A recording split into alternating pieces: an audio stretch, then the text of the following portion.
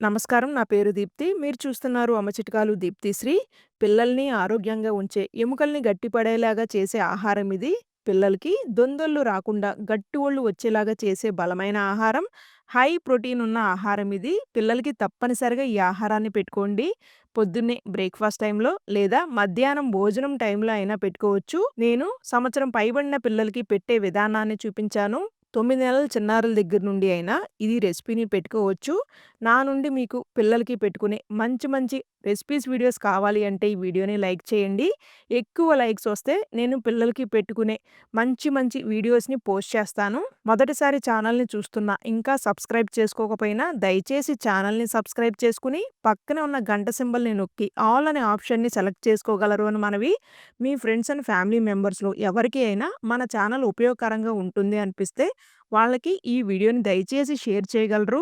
బాండీలో 2 table spoons పెసరపప్పుని లో ఫ్లేమ్‌లో డ్రై రోస్ట్ చేసుకోవాలి. పెసరపప్పు పిల్లలకి 6 నెలల దగ్గర నుండి పెట్టుకోవచ్చు. ఇలా పచ్చివాసన పోయి లైట్‌గా కలర్ చేంజ్ అవుతూ ఉన్నప్పుడు జార్‌లో వేసుకొని స్టవ్‌ని ఆఫ్ చేసి 1/4 టేబుల్ స్పూన్ జీరాని కూడా వేపుకోవాలి. బాండీ ఉన్న వేడికి జీరా చక్కగా వేగిపోయి ఉంటుంది. వీటిని చల్లారనిచ్చి మెత్తగా పొడిలాగా గ్రైండ్ చేసుకోండి. ఈ పొడిని మీరు ఎయిర్ టైట్ కంటైనర్‌లో పెట్టి 15 రోజుల పాటు ఫ్రిడ్జ్‌లో పెట్టకుండానే మీ చిన్నారులకి మళ్ళీ ఉపయోగించుకోవచ్చు. జీరా పిల్లల డైజెషన్‌కి బాగా పనిచేస్తుంది.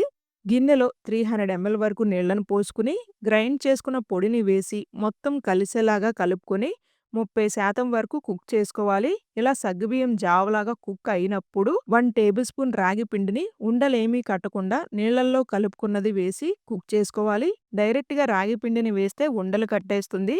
ఖచ్చితంగా నీళ్లల్లో కలుపుకొని రాగి పిండిని మాత్రమే మీరు వేసుకోవాలి. కొద్దిగా లూజ్‌గా ఉన్నప్పుడే స్టవ్‌ని ఆఫ్ చేసుకొని, చిటికెడంటే చిటికెడు ఉప్పుని వేసి, అవసరమైతే కొద్దిగా పెప్పర్ పౌడర్‌ని గూడా మీరు వేసుకోవచ్చు.